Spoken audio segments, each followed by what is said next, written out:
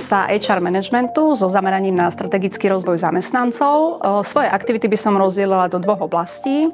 Prvou oblasťou je HR poradenstvo a konzultácie, kde robím napríklad audity, psychodiagnostiku či pracujem s 360 stupňovou spätnou väzbou. Mojou snahou je pomôcť klientom maximalizovať efektivitu a výkonnosť ich tímov. No a druhou oblasťou, s ktorou klientom pomáham, je oblasť vzdelávania v oblasti mäkkých zručností.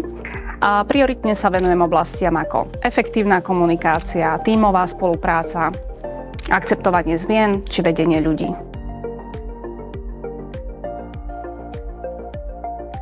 Ako som uviedla, pracujem aj s nástrojom, ktorý sa volá 360 stupňová spätná väzba. Ide o nástroj, ktorý pomáha vlastne zhodnotiť kvality pracovníka z pohľadu jeho podriadených, kolegov, nadriadených, dokonca aj klientov.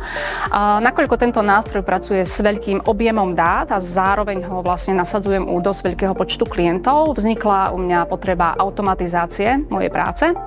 Čiže tá konkrétna pomoc, ktorú som od Edich Casovium získala, spočívala v návrhu spôsobu automatizácie a v implementácii tejto automatizácie dát.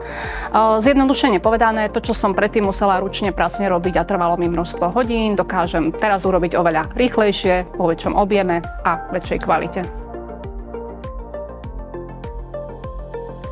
Moje očakávania od tejto spolupráce boli naplnené na 100%. Spolupráca bola naozaj vynikajúca.